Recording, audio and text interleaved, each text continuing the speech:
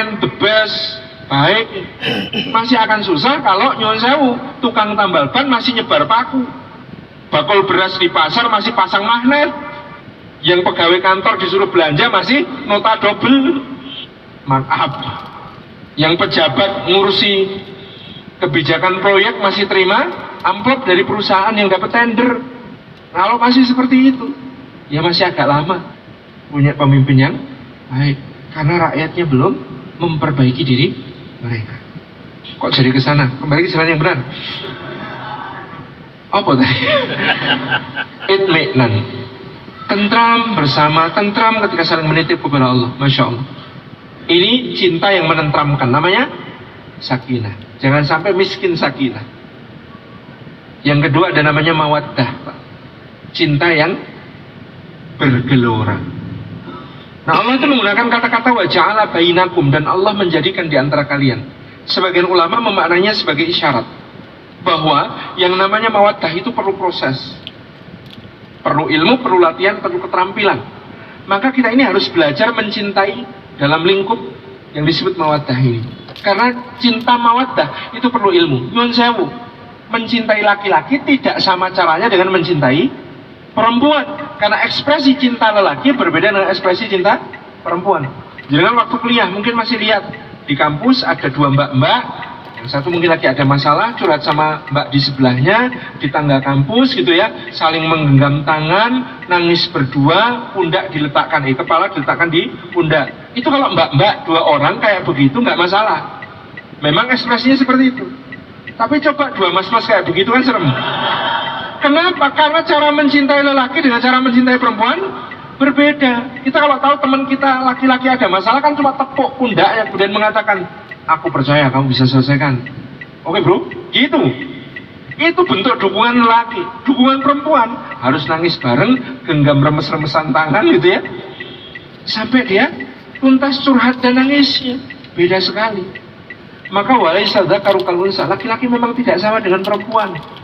Anatominya berbeda, gitu kan? Fisiologinya berbeda, hormon yang bekerja berbeda, maka kejiwaannya juga berbeda, cintanya juga berbeda.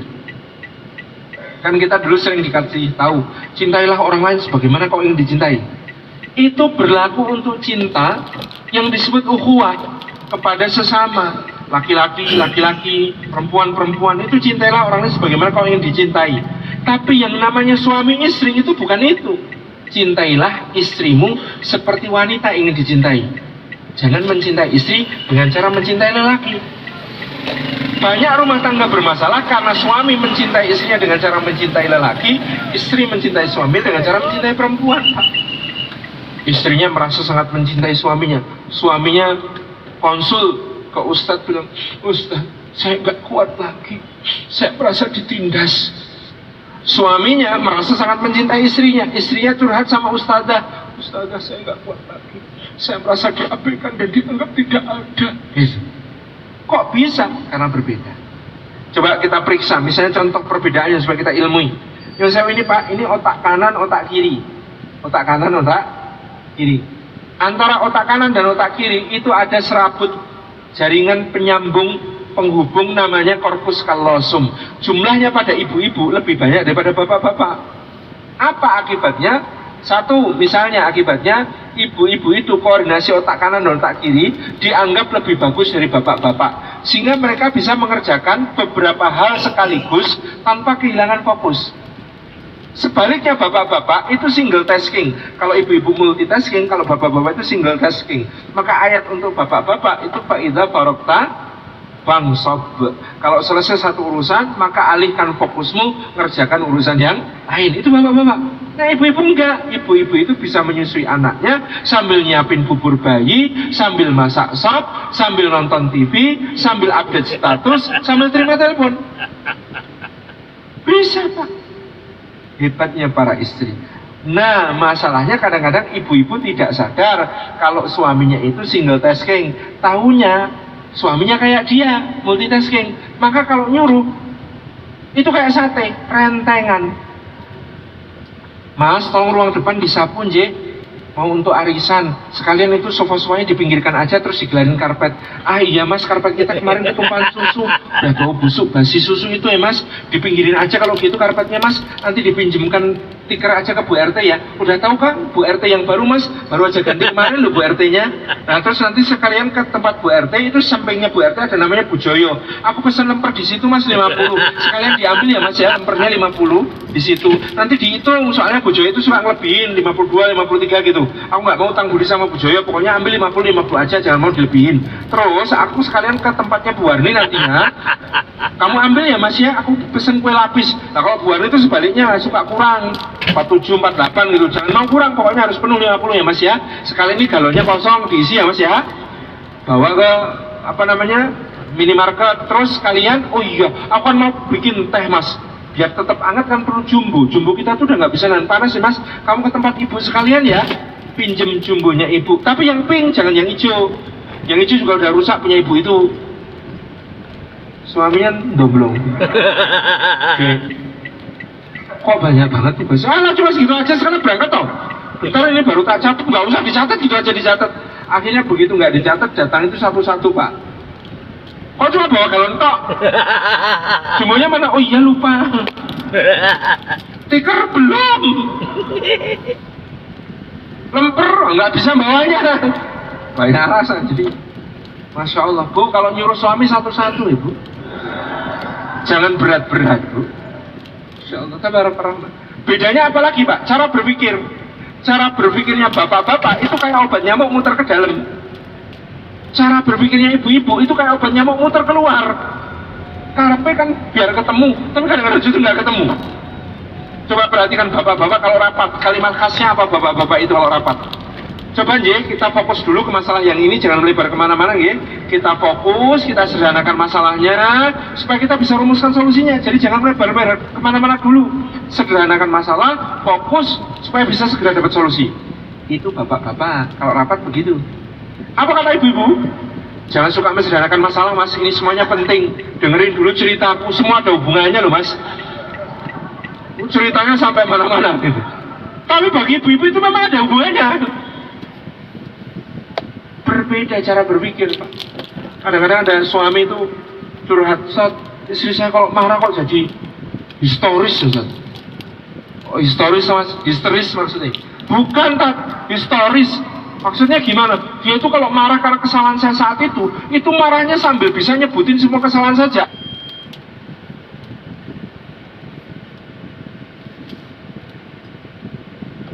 Kalau nikah itu, kita di sini juga, salahnya salah juga. Kamu tuh nggak berubah, nggak belajar ya mas ya. Beda. Apalagi bedanya pak, cara menghadapi masalah. Bapak-bapak kalau ada masalah ngapain? Menyendiri, berkontemplasi, merumuskan solusi. Bagi bapak-bapak, makin sedikit yang tahu masalah, makin cepat masalah akan selesai. Betul? Betul. Bagi ibu-ibu enggak, kalau ada masalah harus sharing is caring, curhat-curhatan, didengerin, dimengerti, dipahami, kalau perlu nangis bareng, sampai plong. Itu ibu-ibu. Gimana solusinya? Enggak dipikir solusinya, yang penting plong. Loh itu bedanya laki-laki dan perempuan. Maka kadang-kadang kesalahannya di mana? Ibu-ibu maksa suaminya curhat. Di satu sisi suaminya nggak pengen nambahin beban istri, di sisi lain suami pulang tasnya dilempar, tubuhnya dihempaskan ke sofa, sepatu dilepas bukan dengan tangan tapi langsung kaki bluk gitu, terus kepalanya beginikan. Nah itu kan berarti lagi ada masalah. Istrinya tanya, mas ada masalah apa? Jawaban semua suami di dunia ini sama pak, enggak kok, nggak ada apa-apa. Istrinya ngejar, mas, aku kan kalau ada masalah juga cerita sama mas. Masa mas nggak mau cerita sama aku? Suami bermaksud baik, dia mikir istrinya itu ngurusin PAUD, ngurusin anak, ngurusin rumah, ngurusin arisan, ngurusin macam-macam. Kasihan kalau ditambahin beban. Maka dia berpikir, udah kok Mi, ini cuma masalah kantor ringan aja kok, biar aku aja yang pusing mikirin, kamu nggak usah ikut mikirin. Maksudnya baik kan? Biar istrinya nggak tambah pikiran kan. Apa kata istrinya? Jadi mas nggak percaya sama aku? Bagi wanita nggak mau cerita artinya nggak percaya. Jadi selama ini kalau cerita masalah sama siapa? Hah? Sama siapa? Jadi curiga gitu. Padahal sama-sama bermaksud baik, tapi bisa jadi pertengkaran karena kurang ilmu, Pak. Atau yang berikutnya, apa yang terjadi lagi? Istrinya curhat, Mas, ya Allah, aku capek, Mas, capek. Tiap hari ngurus rumah, kerjaan gak habis-habis. Cucian numpuk, piring gelas kotor semua. Anak-anak rewel, pada sakit. Anak tetangga pada resek. Main di rumah cuma berantakin semuanya. Tamu berdatangan juga nggak habis-habis, tamunya Mas itu. Capek, Mas, capek. Istrinya curhat begitu. Suaminya karena bermaksud baik tapi nggak tahu ilmunya, itu kemudian sedang pegang gadget, melirik sebentar, terus ngomong apa? Sabar ya Mi, insya Allah bulan depan kita cari pembantu. Terus balik ke HP lagi. Kalau istri curhat, urusannya banyak dan bikin capek, terus penjenengan tawarkan pembantu, menurut dunia lelaki, masuk akal nggak? Masuk akal. Wong istri perlu yang bantuin ngurusin rumah, carikan pembantu. Tapi sedang curhat begitu, kok jenengan perhatikan gadget, plus cuma motong sebentar, nawarin solusi, ngasih pembantu. Apa kata istri dalam hati? Jadi semua pengorbananku selama ini, kok anggap tidak lebih dari kerjaan seorang pembantu, Mas? Keliru lagi, Pak. Maka tugasnya suami itu melatih telinga. Kalau suami hebat dalam menjaga telinganya, bisa dengerin semua curhatannya istri, aib rumah tangga aman, Pak, nggak akan keluar. Kenapa kok ada istri sampai cerita aib suaminya? Mesti suaminya nggak bisa dengerin curhat.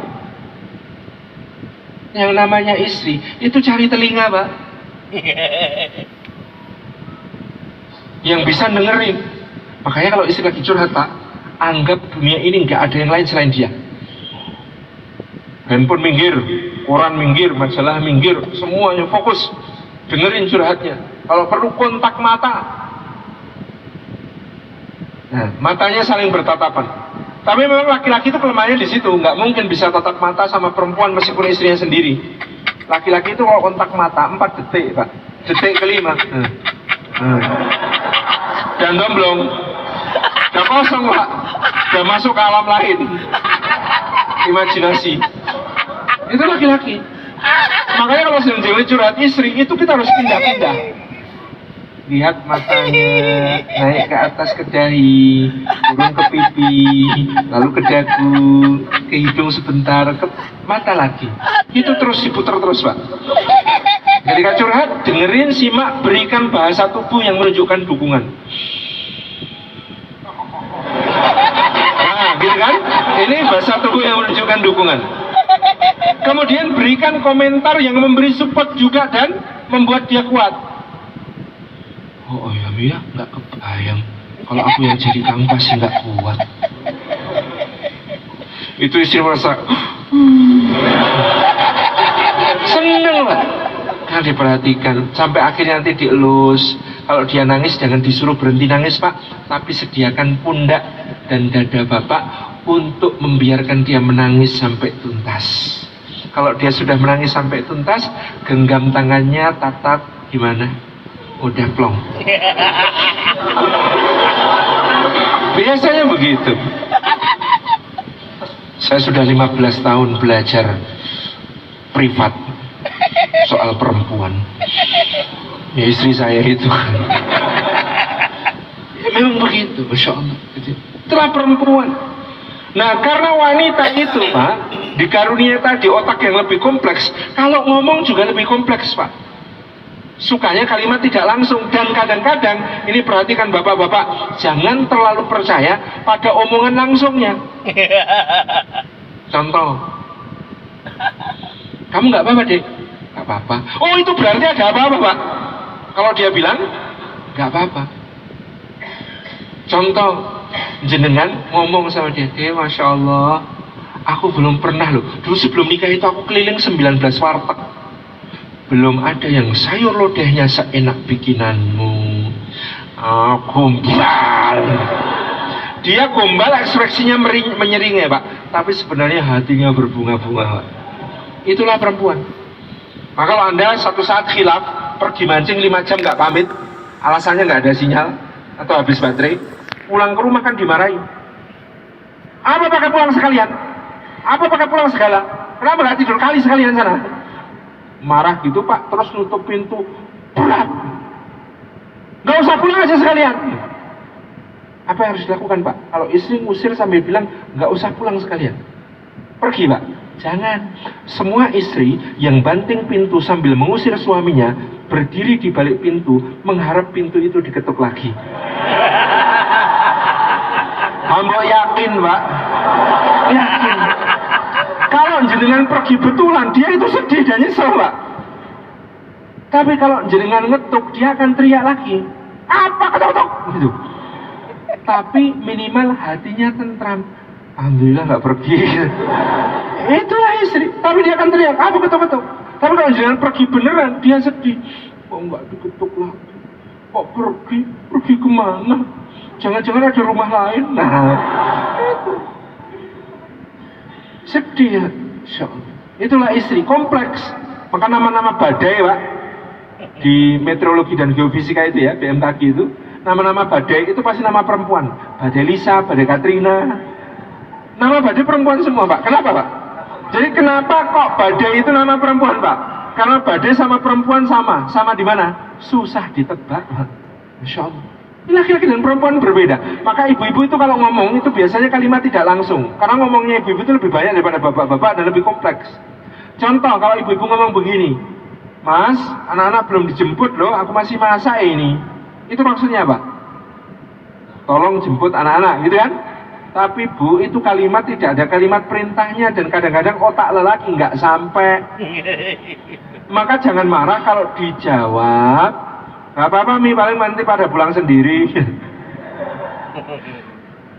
Karena laki-laki itu prinsip ekonomi Pak. Usaha yang sekecil-kecilnya untuk keuntungan yang sebesar-besarnya. Laki-laki. Jadi Bapak Ibu dirahmati Allah Subhanahu wa taala, gitu. Karena kalimat tidak langsung, maka saya minta ibu-ibu itu kalau bisa kalimat langsung. Saya dulu pernah ada tragedi kalimat tidak langsung di awal nikah saya Pak. Naik motor berdua ke kampus, masih sama-sama kuliah. Lewat rumah makan istri saya tanya, yang lapar enggak? Saya bilang enggak. Lewat rumah makan kedua dia tanya lagi, beneran belum lapar? Saya bilang alhamdulillah belum. Kami di kampus urusannya banyak, lalu pulang udah siang. Sampai di rumah dia itu langsung gemeteran pergi ke dapur masak mie instan. Di depan kompor yang menyala itulah saya berlutut, mencium tangannya dan minta maaf. Kok kamu nggak ngomong kalau kamu yang lapar? Ya Allah, harusnya kamu tadi bilang, Mas aku lapar, ayo makan. Kan jelas. Dari tadi kok tanya, lapar enggak? Aku yang enggak. Subhanallah ya, luar biasa. Tapi ibu-ibu ada yang protes, Tat, saya sudah kalimat langsung tetap enggak nyambung Tat. Mas tolong sapu ruang depan, mau ada arisan. Ya, 45 menit kemudian Tat, posisinya masih sama. Oh, kalau nyuruh lelaki Bu, ini saya kasih tahu rahasia kelemahan lelaki. Menaklukkan lelaki ada caranya. Kalau jenengan mau nyuruh lelaki, duduklah di sampingnya. Jangan dia duduk, Anda berdiri. Duduklah di sampingnya. Kalau perlu seperti Jibril di depan Nabi, lutut ketemu lutut, tangan megang paha. Itu artinya perhatian penuh. Kalau sudah begitu terus ngomong, Mas, tolong sapu ruang depannya, mau arisan. Ya, kalau dia bilang ya, jangan pergi dulu, tetap di situ, tatap wajahnya, senyum padanya. Maka meskipun dia pegang koran, tidak lama kemudian dia akan banting korannya sambil bilang, iya. Cara menaklukkan lelaki, Insya Allah. Jadi beda. Karena ini mawaddah, maka saya sampaikan juga dalam persoalan yang paling pribadi, laki-laki dan perempuan juga berbeda. Sifat syahwatnya lelaki itu kayak gunung mau meletus Pak. Makin segera meletus, makin lega Pak. Gak ada yang ditunggu-tunggu lagi. Sifat syahwatnya perempuan itu kayak mendaki gunung Pak. Ada lagunya. Naik-naik ke puncak gunung, tinggi-tinggi sekali. Ini sempat lihat kiri kanan ada banyak pohon cemara. Bedanya syahwat lelaki dan syahwat perempuan di situ. Laki-laki itu kayak gunung mau meletus, perempuan kayak mendaki gunung. Maka hadis untuk laki-laki beda dengan hadis untuk perempuan. Hadis untuk perempuan, Rasulullah bersabda apa kepada para istri? Kalau suami mengajak, maka meskipun sedang manggang roti, penuhi, karena gunungnya sudah mau meletus. Itu gawat, gunung mau meletus itu lebih gawat daripada tungku yang gosong atau roti yang gosong, ovennya meleduk. Hadis untuk ibu-ibu adalah kalau suami minta segera penuhi. Tapi hadis untuk bapak-bapak sebaliknya, jangan to the point, harus ada muqaddimah, pengantarnya panjang. Ibnu Qayyim bahkan menjelaskan pengantar untuk istri itu harus memenuhi hak seluruh rambut dan seluruh kulit. Karena kata beliau syahwatnya lelaki dikumpulkan Allah di titik-titik sedikit, sementara syahwatnya perempuan disebar di seluruh bagian tubuh. Masya Allah, sampai perkara ini pun berbeda dan harus saling difahami. Demikian pula soal bagaimana menjaga hubungan. Perempuan itu kayak gelombang laut, kalau pasang-pasang, kalau surut-surut. Laki-laki itu kayak kerat gelang, kalau kekencengan harus dikendorkan, kalau kendor harus dikencengkan. Maka laki-laki itu kalau akrab sekali dengan istrinya, di satu titik dia akan merasa dia hilang jati diri. Ketika dia hilang jati diri, dia perlu melakukan hobi yang baik, hobi rujulah, hobi yang mengandung unsur kejantanan, kelelakian gitu kan, berkuda, memanah, berenang, lari gitu ya, main pedang, itu bagus, hobi rujulah. Nanti kalau sudah selesai mengerjakan hobinya, yang namanya laki itu akan pulang penuh cinta. Salah pahamnya di mana biasanya? Istri, suaminya pergi berburu dan meramu gitu, manusia purba, berburu dan meramu, itu kan rujulah kelelakian. Misalnya mancing itu juga kelelakian gitu. Laki-laki yang sabar mancing. Pulang dia mesra sama istrinya sudah terlanjur kagul, soalnya perginya gak pamit. Apa pergi gak pamit sekarang sok mesra? Aura sudi. Nah kalau sudah begini rusak.